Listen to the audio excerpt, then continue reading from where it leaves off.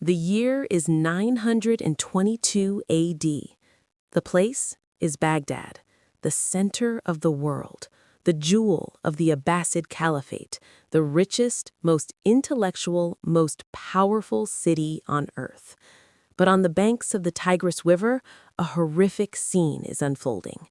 A massive crowd has gathered, thousands of people, soldiers, merchants, scholars, and beggars.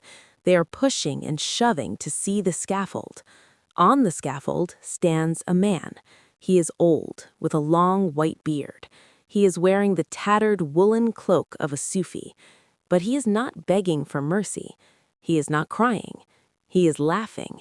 He is looking at the wooden cross they have built for him, and he is dancing. His name is Hussein ibn Mansur al-Hallaj, and he is about to be executed in the most brutal way imaginable. First, 1,000 lashes, then the cutting of his hands, then his feet, then beheading, and finally his body will be burned and his ashes thrown into the river. What was his crime? Did he kill someone? No. Did he steal the caliph's gold? No. He committed a crime of language. He said 3 words that shook the foundations of the Islamic world, 3 words that are still debated, feared, and whispered about 1,100 years later. Al-Haqq, I am the truth. And since al-Haqq is one of the 99 names of Allah, he was effectively saying, I am God. Welcome back to Hidden Atlas. Today, we are opening the file of the most controversial figure in the history of mysticism. We are going to tell the story of Hallaj-ı Mansur. We are going to decode the phrase Enel Haq. Was it the ultimate act of arrogance, or was it the ultimate act of humility? We are going to explore the conflict between the sober Sufis and the drunken Sufis. We are going to witness the trial that pitted the law against the love. And finally, we are going to stand at the foot of the gallows and watch the wedding night of a saint. To understand Hallaj, you must understand the atmosphere of the time. Baghdad in the 10th century was a place of immense order. The Shariat, law, was supreme. The caliph was the shadow of God on earth. Scholars argued about grammar, about jurisprudence, about the exact way to wash your hands before prayer. Religion had become a structure, a bureaucracy, a shell. And into this rigid structure walked Hallaj. He was known as the carter of secrets, Hallaj al-Asrar. A carter is someone who combs cotton to separate the fibers. Hallaj carded the human soul to separate the truth from the lies. He was not a quiet monk sitting in a cave. He was a disruptor. He walked into the mosques and shouted, "O Muslims, save me from God, for he has stolen me from myself." He walked into the marketplaces and cried, "Where can I find the one who has left me empty?" People were terrified. They were fascinated. Some said he was a miracle worker who could pull fruits from the air and coins from the ground. Some said he was a sorcerer working with the jinn. But the true mystics knew what he was. He was a man who had burned his self in the fire of divine love. He traveled to India, to Turkestan, to Mecca. In Mecca, he did something unheard of. It was the Hajj season. Thousands were circumambulating the Kaaba. Hallaj stood in the courtyard, raised his hands, and screamed, "O people, do not circle the stone. Circle the true Kaaba in your heart. Destroy this building if it keeps you from the architect." This was blasphemy. But Hallaj wasn't attacking the religion. He was attacking the idolatry of the symbol. He saw people worshiping the stone and forgetting the owner of the stone. He wanted to smash the idol of form to reveal the meaning. But his greatest transgression happened in the privacy of a meditation circle, which then leaked to the public. He was sitting with his disciples. He was in a state of deep trance, wajd. His boundaries of his ego had dissolved. The distinction between I and he had vanished, and the voice spoke through him. Enel Haq. The news spread like wildfire. Hallaj claimed to be God. The jurists sharpened their pens. The politicians sharpened their swords. But Hallaj wasn't claiming to be a pharaoh. He was claiming to be a mirror. Let's deconstruct the phrase Enel Haq. Why is it different from Pharaoh saying, Anal Rabbukum al-Allah, I am your Lord, the Most High? Pharaoh spoke from the ego. He wanted to expand his I. He wanted people to worship his body and his power. He affirmed his separate existence. Hallaj spoke from the void, Fana. He had annihilated his I. When he said, I am the truth, he was actually saying, there is no me left, only the truth exists. Think of a piece of iron thrown into a furnace. The iron is cold, dark, and hard. The fire is hot, orange, and fluid. If you leave the iron in the fire long enough, the iron becomes red hot. It becomes soft. It glows. It takes on the qualities of the fire. If that iron could speak, it would say, I am fire. Is it lying? No. If you touch it, it burns you like fire. If you look at it, it glows like fire. But is it the fire itself? No. It is still iron, but it is iron annihilated in fire. Hallaj was the iron, God was the fire. Enel Haq was the cry of the red-hot iron. Or consider the analogy of the mirror. God looks into the mirror of the human heart. If the mirror is clean, he sees his own reflection. The reflection speaks and says, I am the king. Is the mirror claiming to be the king? No, the mirror is just the glass. The image in the glass is the king. Hallaj had polished his heart so perfectly that the divine attributes were reflecting without distortion. The voice was the king's voice. Hallaj was just the speaker. This concept is known as hulul, or indwelling, or ittihad, or union. The Orthodox scholars rejected this. They said God is transcendent. He cannot enter a human body. That is idolatry. But the Sufis argued for wahdat al-wujud, or unity of being. They said, there is only one reality. We are just waves in his ocean. The wave is the water. Hallaj wrote beautiful poetry to explain this state. I am the one whom I love, and the one whom I love is myself. We are two spirits dwelling in one body.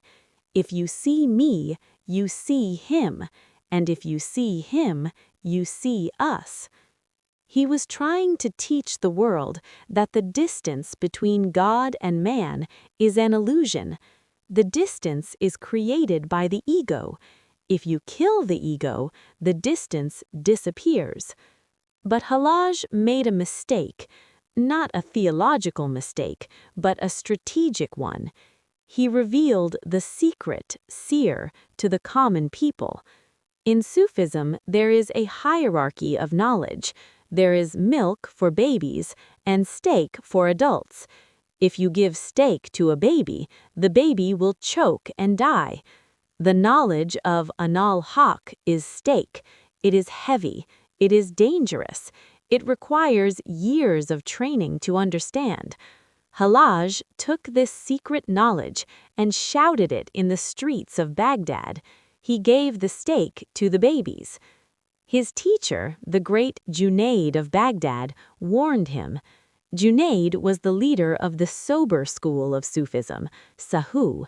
He believed in keeping the secrets hidden, following the law outwardly, and being free inwardly. Hallaj belonged to the drunken school, Sukar. He couldn't hold the wine, he spilled it. One day, Hallaj came to Junaid and said, "O Master, I am the truth." Junaid looked at him sadly and said, "O Hussein, by speaking this you have signed your own death warrant. I see the blood of a saint staining the wood of the scaffold." Hallaj replied, "And on that day you will be wearing the robe of the jurist, not the robe of the Sufi." Both predictions came true. Hallaj was arrested.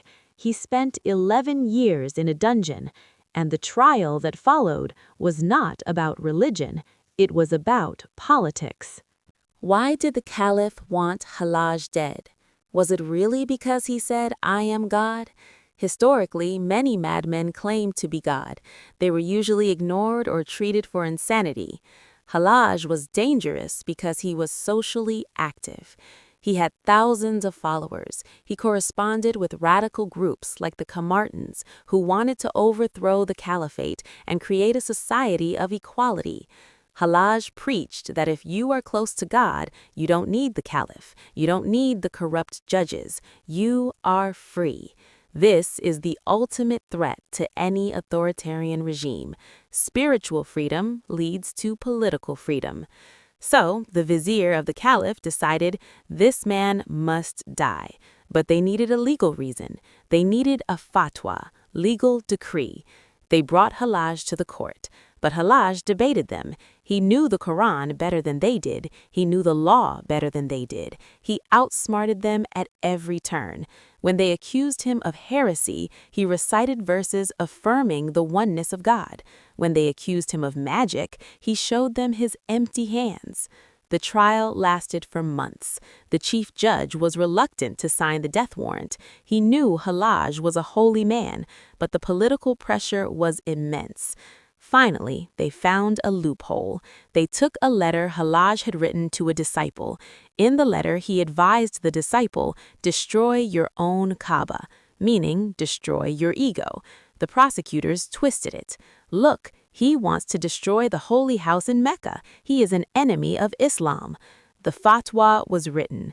His blood is lawful. All the scholars signed it, except one. The death warrant was sent to Junaid of Baghdad, his old master. The caliph demanded that the head of the Sufis also sign it to legitimize the execution. Junaid was in a terrible position.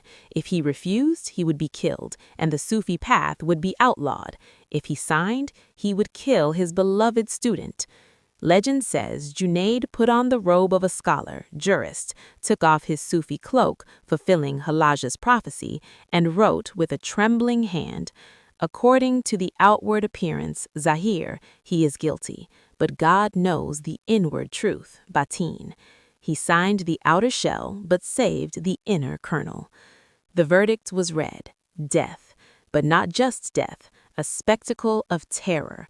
They wanted to erase him from history. They wanted to make him an example so that no one would ever dare to speak of the God within again.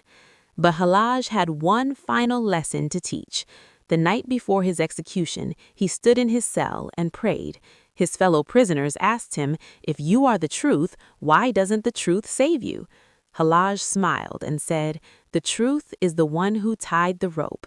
The truth is the one who set up the scaffold. The truth is the one who will kill me.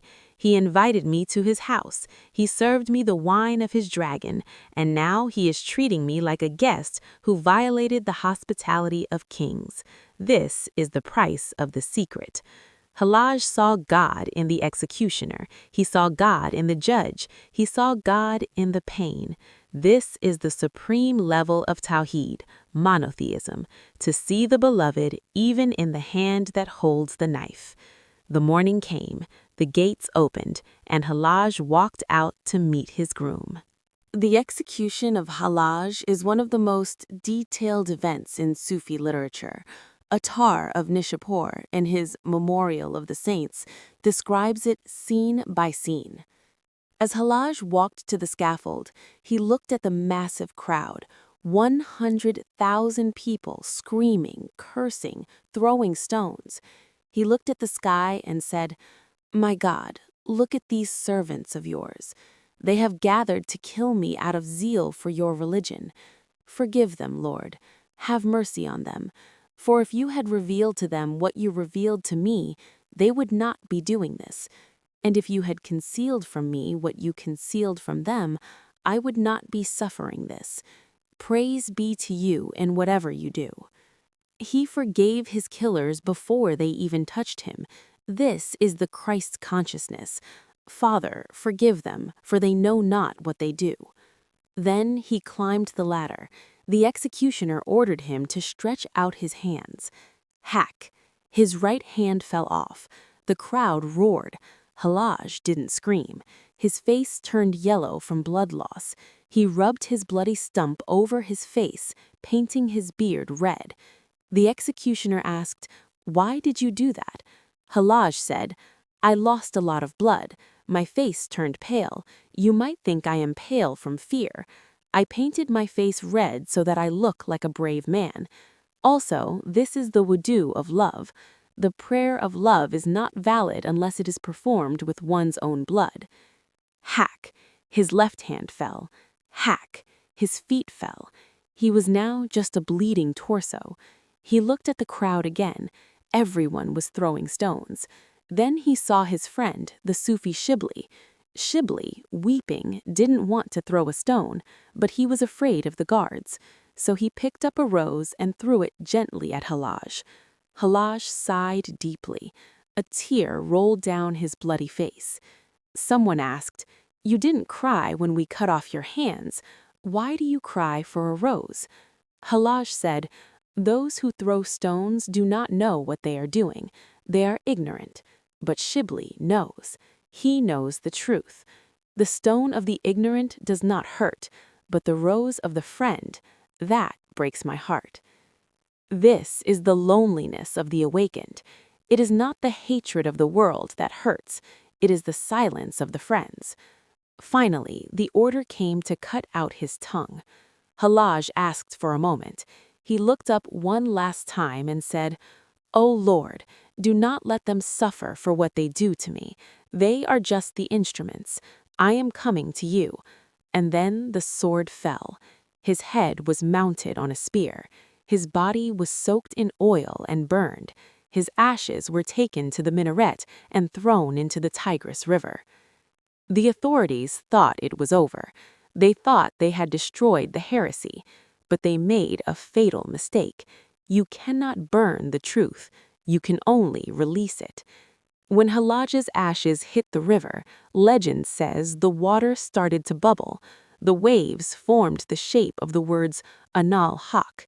The wind carried his dust to Khorasan, to Turkey, to India. From his ashes rose Rumi. From his ashes rose Attar. From his ashes rose Yunus Emre and Nasimi. Hallaj became the archetype of the martyr of love. He proved that the human spirit is indestructible. He proved that there is a level of consciousness where pain, death, and shame simply do not exist.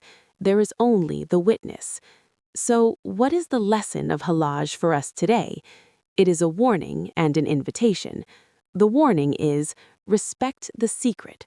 Don't cast pearls before swine. Don't try to explain quantum physics to a toddler. Find the right container for your truth. The invitation is, find the Haqq inside you. You don't have to shout it in the marketplace, but you must whisper it to yourself. I am not this body. I am not this anxiety. I am not this job. I am a ray of the divine sun. Hallaj was the man who loved God so much that he agreed to play the role of the villain in the eyes of the world, just to demonstrate the absolute power of submission. He died on the cross so we could understand the resurrection of the meaning. The next time you see a rose, remember the man who cried for it, and ask yourself, what is the truth that I am willing to die for? Thank you for witnessing this tragedy with us. This episode was not just history, it was a mirror. Do you see the reflection? Subscribe to Hidden Atlas. We are gathering the ashes. Until next time, keep the secret, love the fire, and remember, the truth is not something you find, it is something you become.